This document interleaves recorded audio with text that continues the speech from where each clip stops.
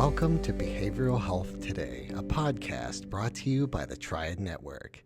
This podcast is designed to share trending topics occurring within the world and our communities and bring them a behavioral and mental health perspective. Welcome to Behavioral Health Today, a Triad production. How do you recognize and deal with the anger within yourself? Most tend to avoid it, finding it challenging to feel and tolerate, let alone express it in a productive and generative manner. There are a number of psychological, social, and cultural factors that make the healthy expression of anger difficult. And we know the cost of poorly managed anger can lead to a variety of negative outcomes, both to the individual themselves and to their relationships. I'm your host, Dr. Graham Taylor, and joining me today to discuss anger is Bronwyn Schweigerdt. Bronwyn is a licensed psychotherapist, public speaker, author, and host of the podcast Angry at the Right Things. Known for her evocative therapeutic approach, Bronwyn specializes in helping clients externalize and process deeply buried emotions such as anger and rage. She believes that these intense feelings, when validated and articulated, are crucial for overcoming mental health challenges like depression, anxiety, and even psychosis. By fostering a healthy relationship with anger, she empowers individuals to establish boundaries, enhance self-trust, and break free from dysfunctional patterns. Her belief that sharing trauma with a compassionate listener, making it bearable, underpins her work, aiming to transform isolation into healing and connection. We're excited to have Bronwyn with us today to discuss healthy anger management and resolution, the benefits of processing intense emotion, and the practical strategies for developing a healthier relationship with anger. Bronwyn, welcome to the show. Thank you. Thanks for having me. It's really nice to have you. Well, so Bronwyn, of all the psychological and interpersonal areas that you could have specialized in, why anger? Yeah, I love that question. I would say I chose anger because I feel like it is the most misunderstood emotion, not just among lay people, but even the therapeutic community. And that's been my experience. I mean, I became a therapist myself. This is a second career later in life because I desperately needed a good therapist and I couldn't find one. And I was very, very depressed at the time. I believe all depression is a result of suppressed anger or what I call disassociated anger. Yeah. Looking back, I see that that was true for me now. And I needed a good therapist who could kind of just give me a framework to understand like what is going on with me? Why do I feel like I'm going crazy?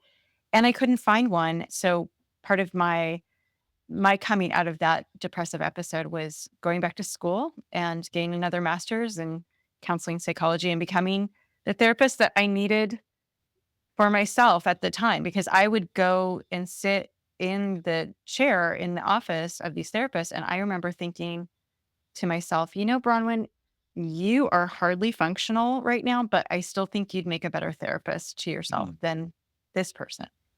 You weren't too impressed with the folks you were seeing.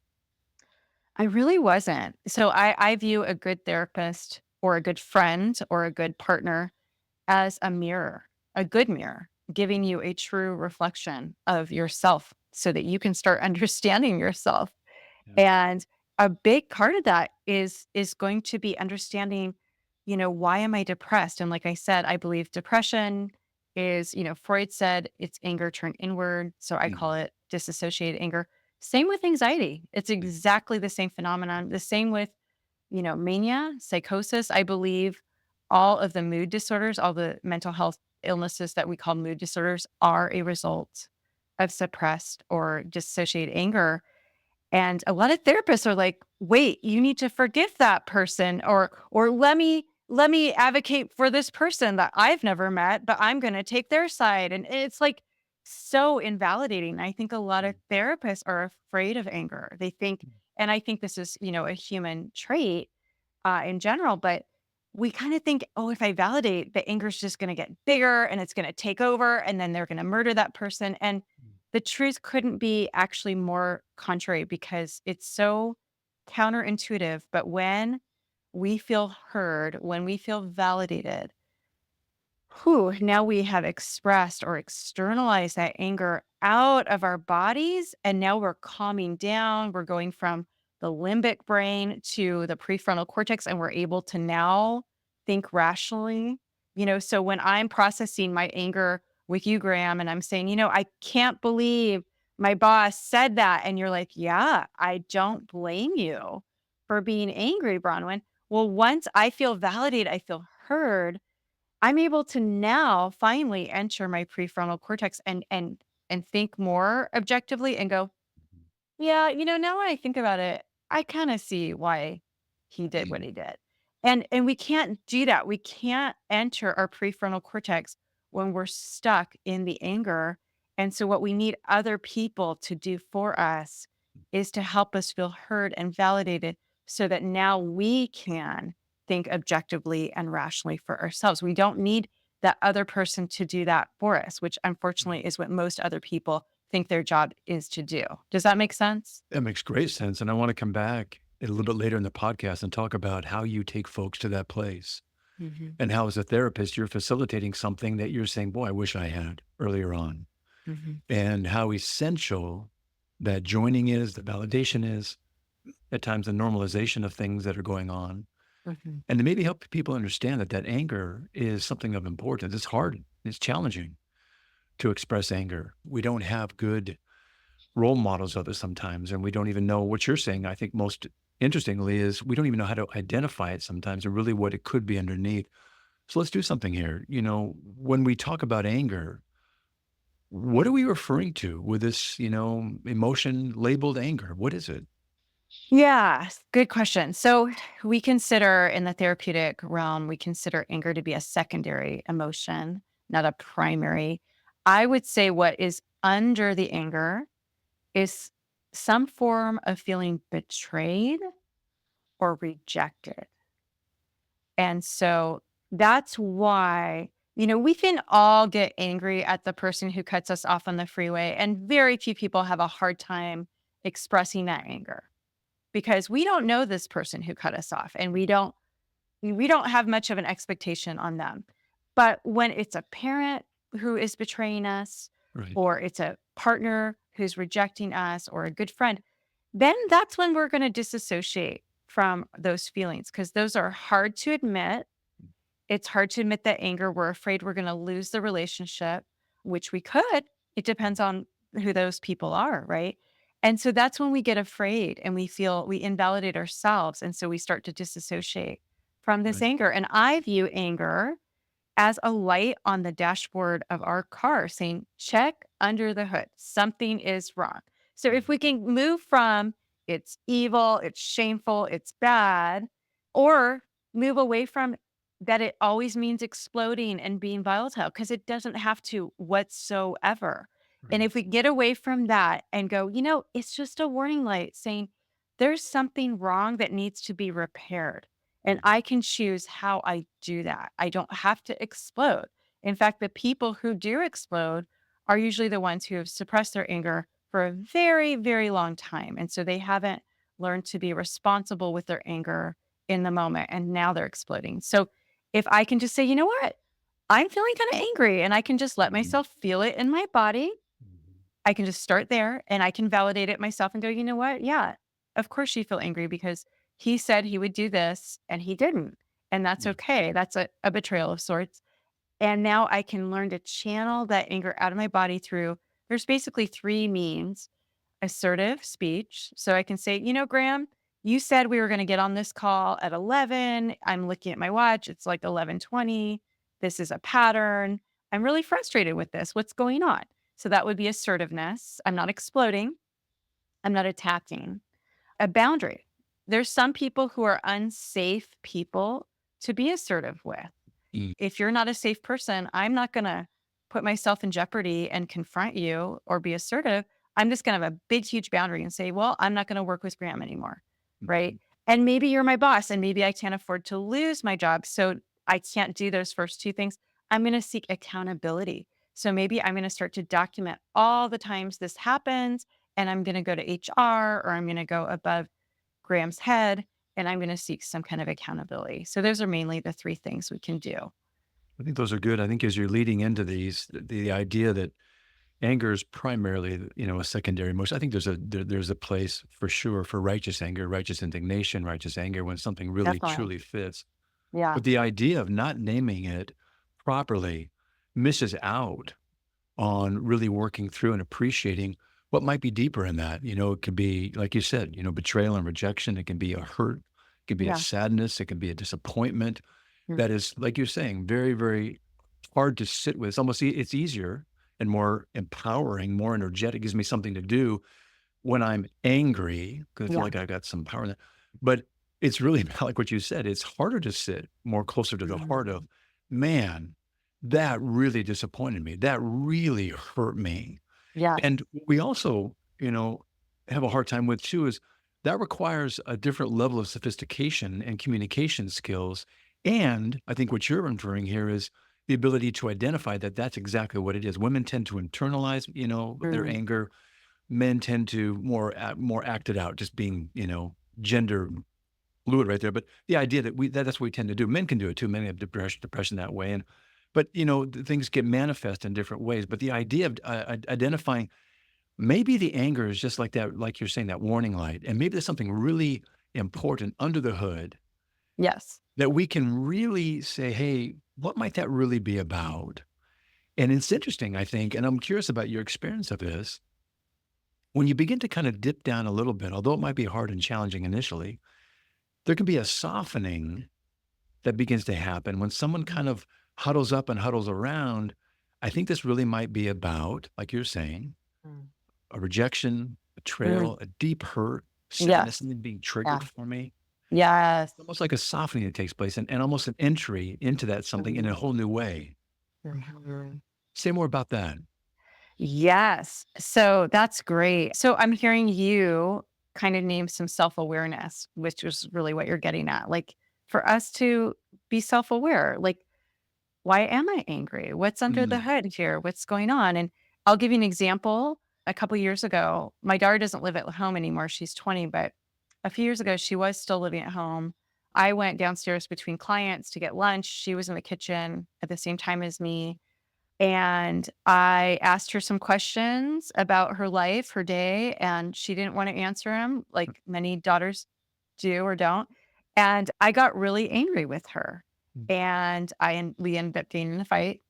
And a couple hours later, I was able to just to sit and reflect. And I think, there's a lot of talk about meditation. I'm not a big meditation fan. I'm more of a reflection fan. Like, let's reflect. Like, 'cause I just reflected on our whole fight, especially the beginning of it, and during that time, as painful as it was to see myself and reflect on myself and my own contribution, I learned I have this pattern when I'm with another person that I cannot tolerate silence in the presence of another person, and I mm, started seeing this is a pattern. This didn't just start and end with my daughter.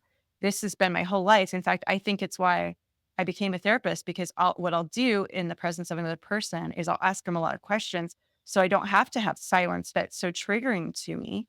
So I started realizing, okay, that's my trigger.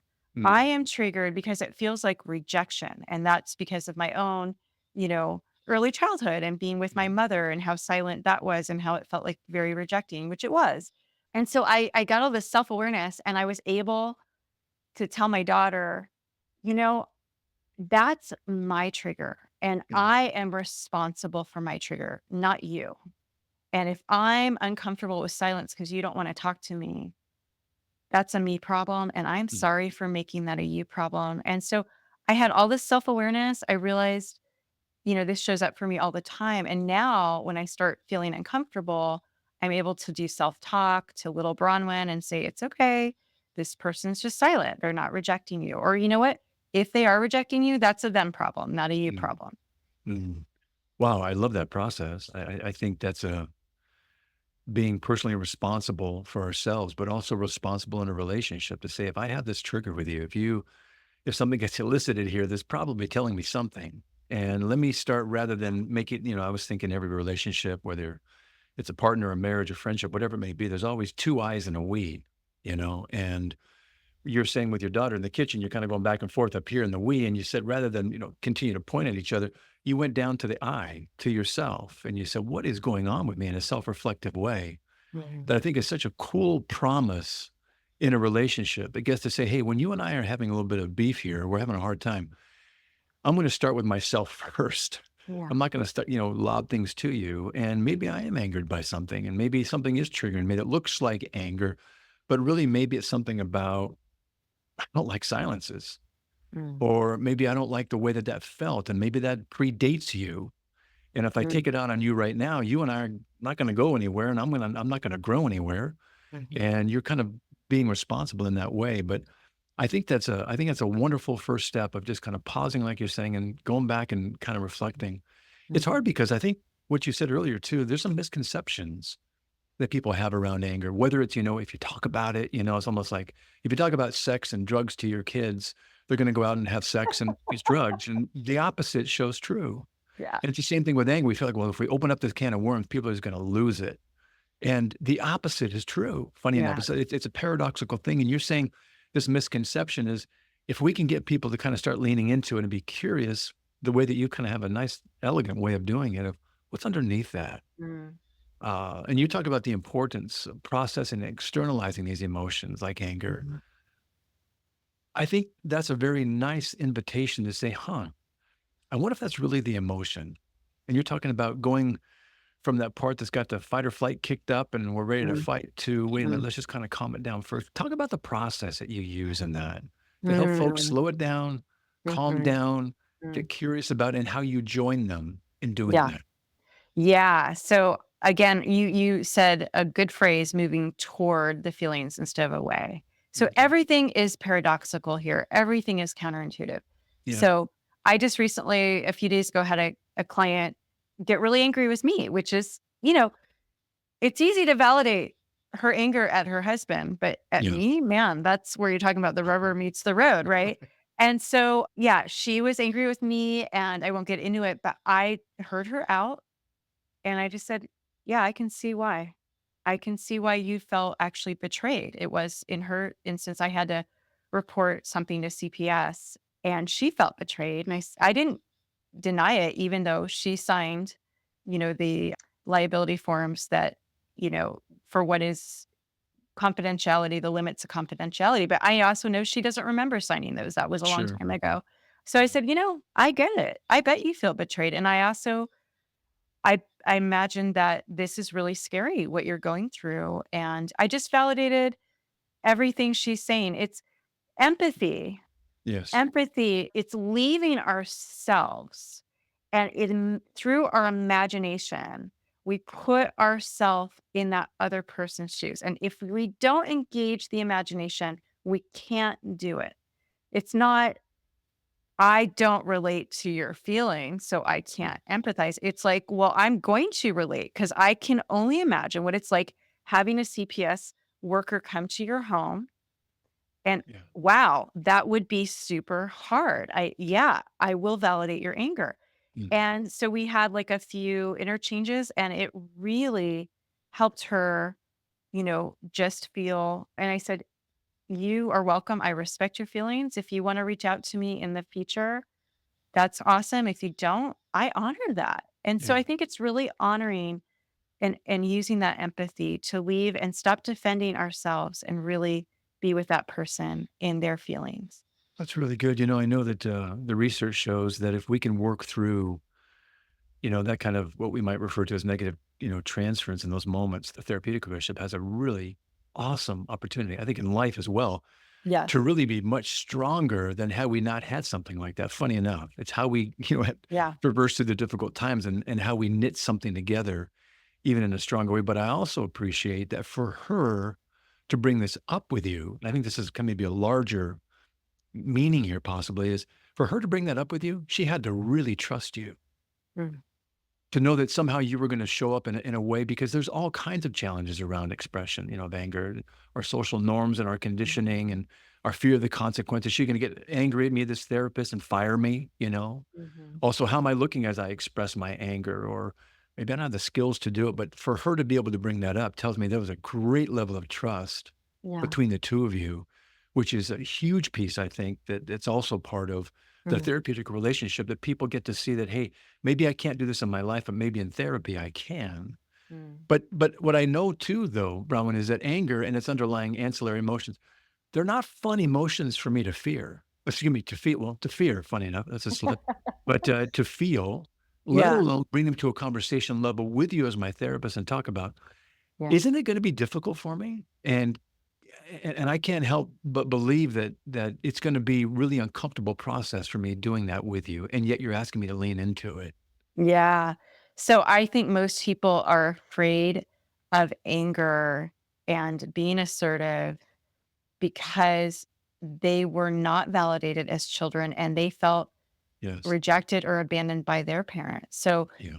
age 2 is like the first stage of differentiation.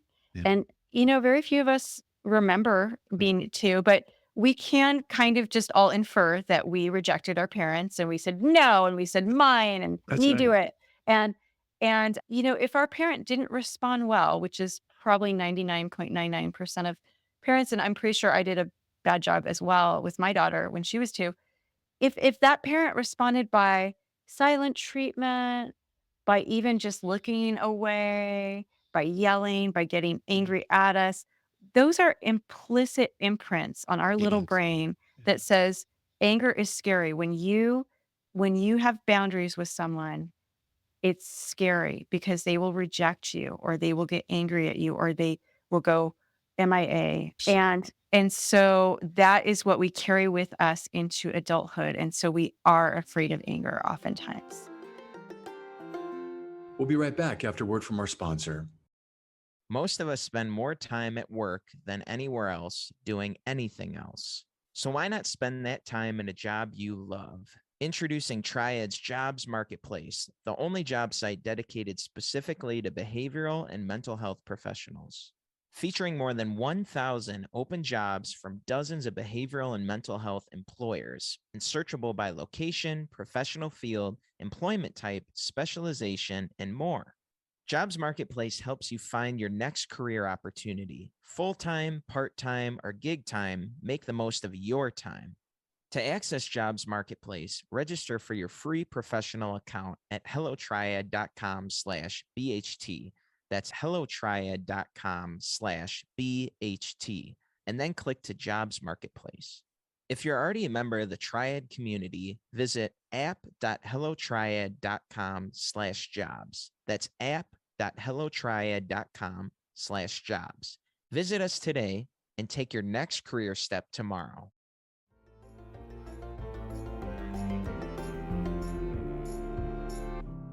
When you put it like that, it's such a normalizing thing. It's not a pathological model you're talking about here. It's a relational model.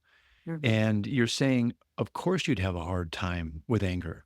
Of course you'd have maybe a hard time with some communication skills because in your family, you couldn't share these things. And little boy, you couldn't say no when I'm 2 or 3 years old or, differentiate in that way because it could be rejected. It could be angry. They could shut it down.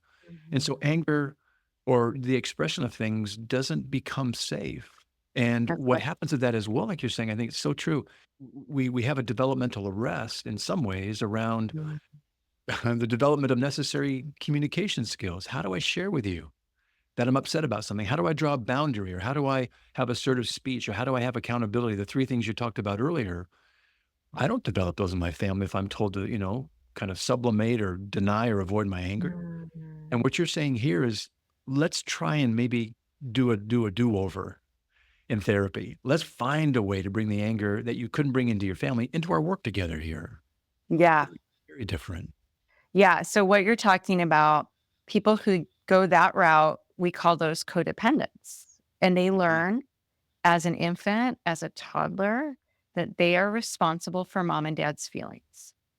And they Exactly. will carry that belief implicitly with them through the rest of their lives. And so what they unfortunately do is codependents feel responsible for everyone else's feelings and And especially anger. They really want to keep people happy. What they don't do is ever feel responsible for their feelings.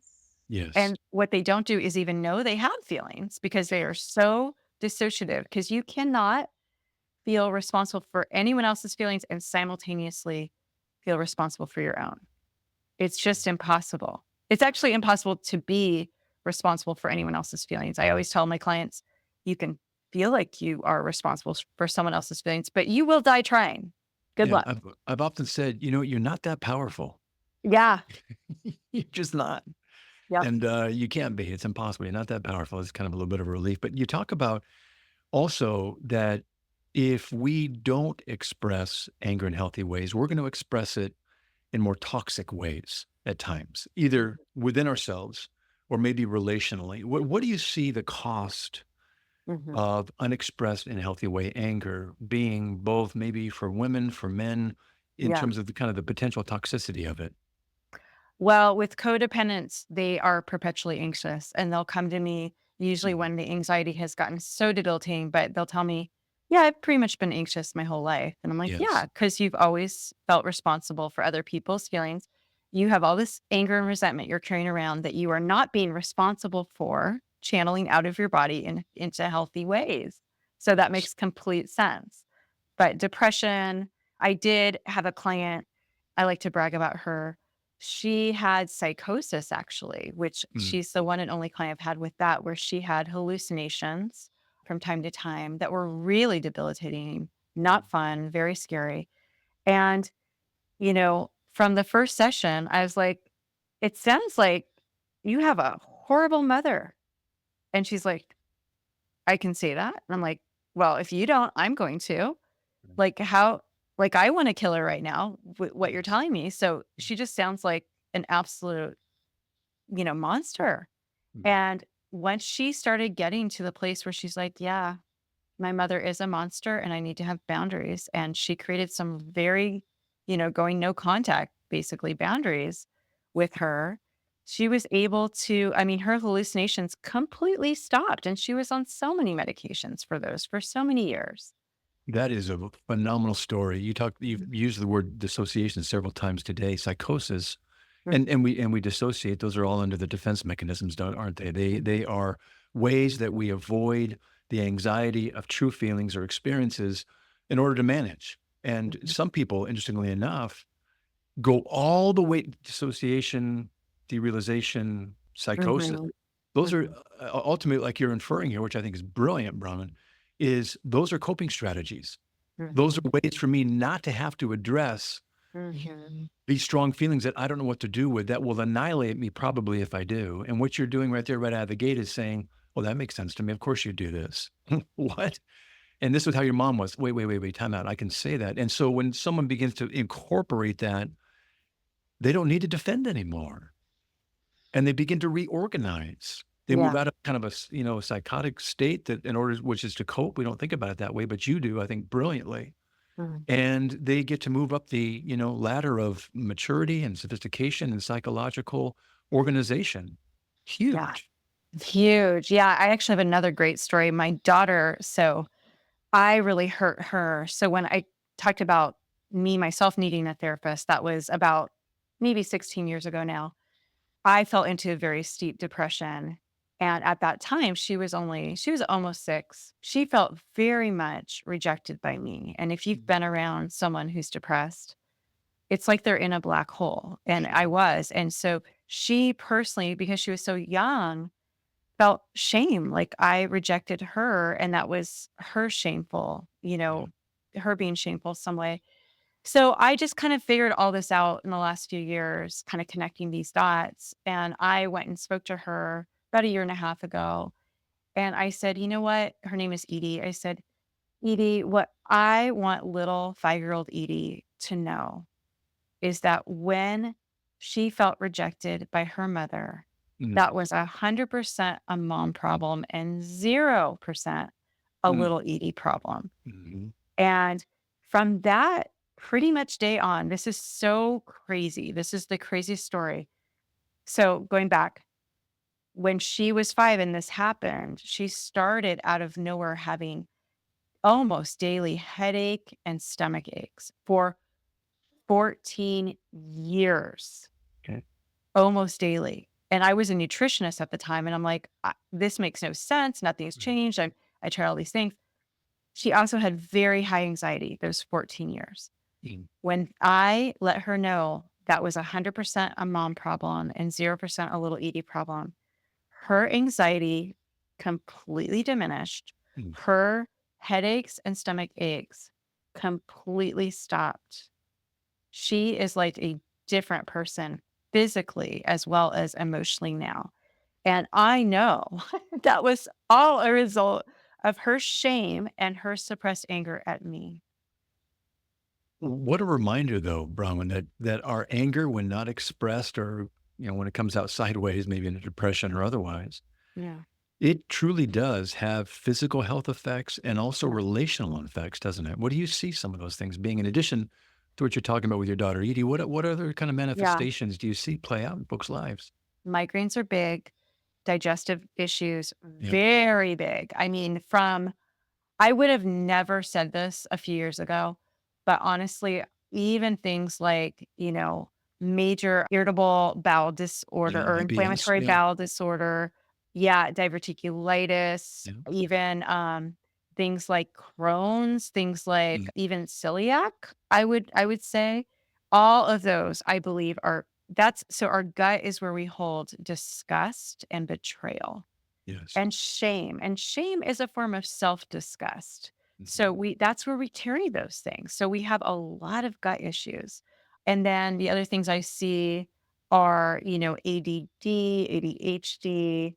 I see autoimmune disorders, insomnia. I myself had insomnia on and off, but a lot of on over about 30 years. It's just been a few years since I've ended my insomnia bouts. And I see that as my body communicating to me that I was betraying her by continuing to have a relationship with my father, of being in denial of how abusive he is towards me.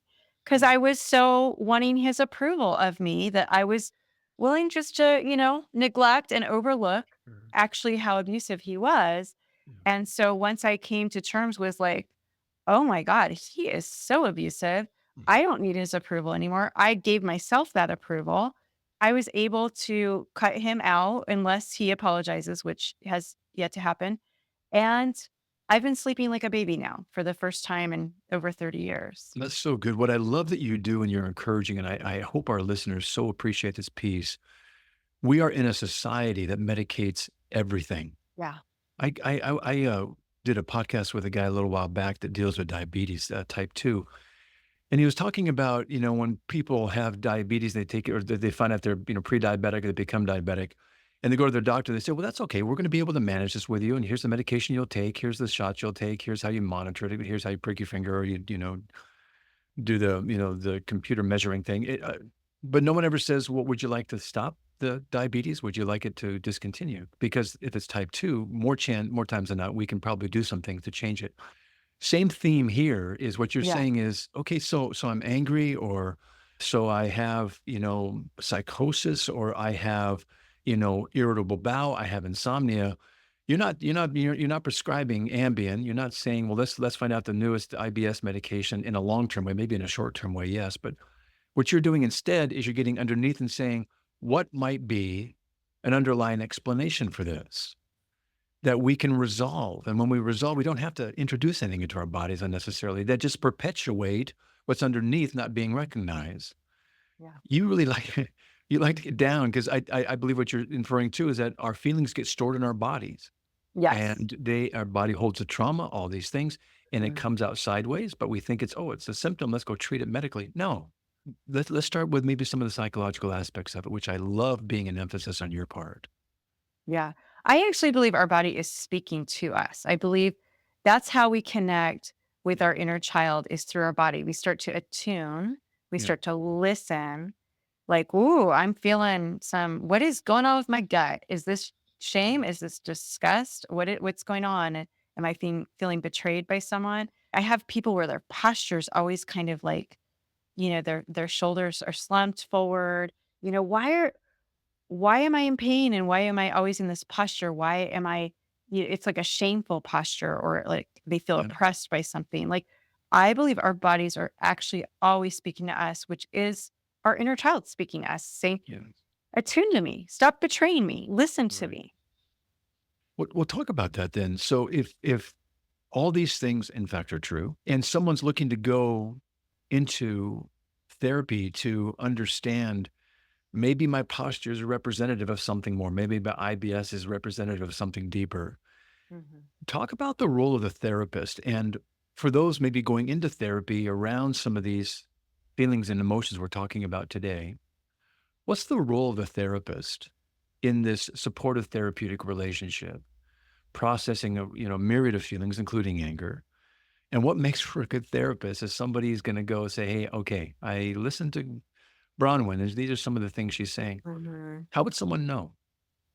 Yeah. So a good therapist, like I said, the beginning is a good mirror, giving you a true reflection of yourself, who has a good paradigm where things start making sense and you start seeing patterns in yourself, in others.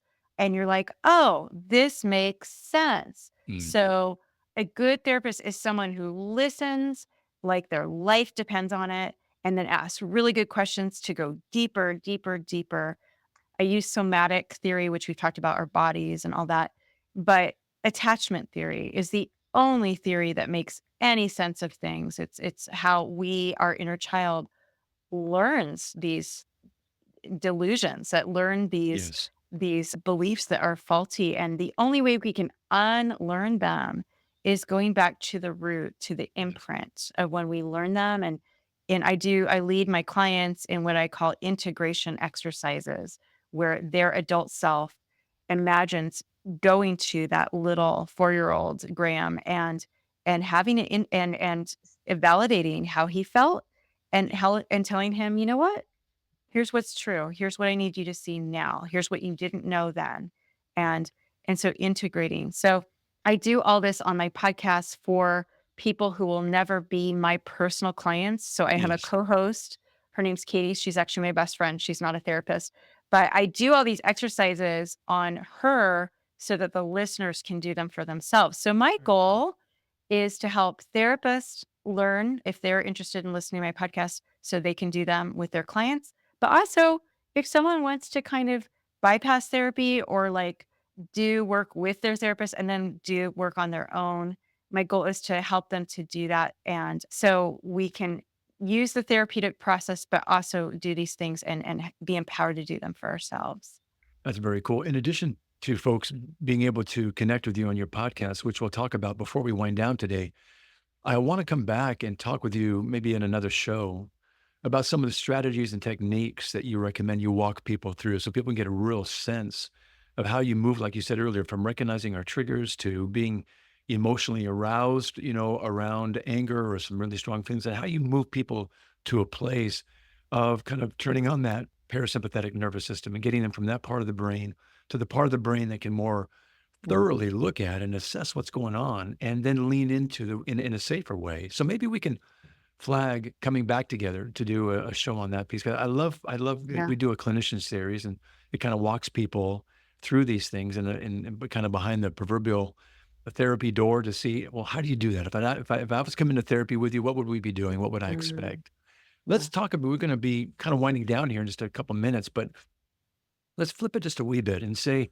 when you see folks being able to utilize their anger and the curiosity around it and the interest that you kind of have along with them in kind of a co-shared way with this curiosity, where do you see people coming in with anger initially being able to grow out of it? Give me a story around, hey, someone came in and just, oh my, but when we came out, this is what this person was able to do with their anger that leads to growth. Yeah.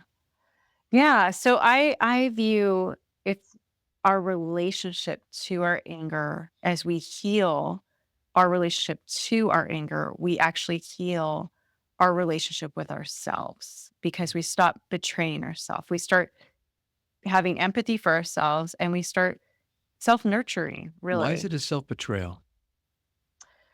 Because when we invalidate our own feelings, when we don't do right by ourselves, when we don't advocate for ourselves, we're betraying ourselves. Yeah, like that. And, you know, I guess there was probably a point in my life where I would have said, oh, you know, being true to yourself, that sounds selfish. And now I'm like, wow, being true to yourself is not selfish because when we start being true to ourselves, That's we right. flourish. We flourish like a beautiful tree, like, a mature tree. And we flourish in the world and we create habitat and shade and fruit, just like a beautiful mature tree for Hmm. all of these other animals and creatures and for the soil and all these things. And so us being true to ourselves really benefits and us flourishing benefits the whole world. There will be people who are threatened by that. I'm not going to lie. There's a lot of people who are threatened by that, who'd rather have us be a little sapling our whole life and never flourish.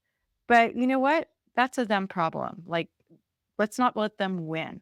I love Let's go ahead and flourish no I matter love that. who doesn't like it. True to yourself. That's a phrase sometimes we kind of hear tossed around, but if we can do that, there's a certain responsibility that I hear you almost advocating. We've got to be responsible for ourselves. We get dinged up and banged up in our upbringings, and we're raised by imperfect parents. I've got three parents. I got three kids, and I'm an imperfect parent. Yeah. But we're responsible for ourselves in our adult years to bang out some of the dings and dents that we've gotten to live our fullest, most intended life. And when you talk about being true to yourself, I don't see that as selfish either. In fact, I think if you don't do that, then you are being selfish. Selfish is Mm, I do something for my sake mm, and you pay a price, basically. So if I deny leaning into the things that you can mm, lean into and take responsibility for, like you're saying, then I'm mm, being selfish because I don't want to feel it. I don't want to deal with it. mm, And then you're paying a cost because I come off as gnarly. I come off as hurtful. I become, mm. neglectful. Yeah. Yeah. But when you talk about this, it's really not selfish. It's self-care. Mhm. And I'm in my self-care, I'm being responsible, and actually others benefit, like you talked about with your daughter, Edie. When I'm responsible for myself, that's self-care so I can work through this, and actually she benefits secondarily. That's a Yeah. cool part of this. I love that, Bronwyn. So, hey, as we wind down, give our listeners a takeaway, maybe just one thing they could do to maybe if they're experiencing some anger, or they think they might be, what's one thing they could do just to kind of get more curious about it, or maybe kind of Mhm. lean into it today? Yeah, I would say just let's start seeing it as that light on the dashboard saying, hey, something is off. I'm not going to explode. I don't need to explode. It's not dangerous. But let's look under the hood and bring about resolution. That's really the end goal is resolution. I like that. So be aware of the dashboard light and maybe hold this idea that maybe it's not dangerous. Maybe it's okay. Maybe there's something there that's got a deeper meaning. I love it. Well, Hey, as maybe we your anger is really valid. go back to the righteous anger. Yeah, maybe you get to own that. And maybe some lines were crossed or things done that genuinely need to be processed in a truly righteous angered, righteously indignant way. Let's go Yeah. do it that way too. Yeah, I Yeah. love it. Well, as we wind down, Bronwyn, today, I would love for our listeners to be able to follow up and learn more about you, including your podcast, Angry at the Right Things, as well as other things you're doing. How can they do so and follow up with you after our show? Yeah. So please subscribe to my podcast. That's what it's for, is to help people subvert all the mistakes I've made and learn from my mistakes. Yeah. So Angry at the Right Things. I have about 22 episodes of me and my co-host Katie talking Nice. about all of this, unpacking it, and doing these integration exercises. I also have a shame exercise that I have her do that we give the shame away back to the original owner. And it is, I'm going to say, life changing. It certainly changed my own life. Oh, good. Give us a URL that we're going to put on our site anyway, but give us one just auditorily here. Yes, it's angryattherighttthings.podbean.com. Perfect. Well, in addition to that URL that you gave us, Bronwyn, I know that folks can also find your podcast on their favorite podcatcher.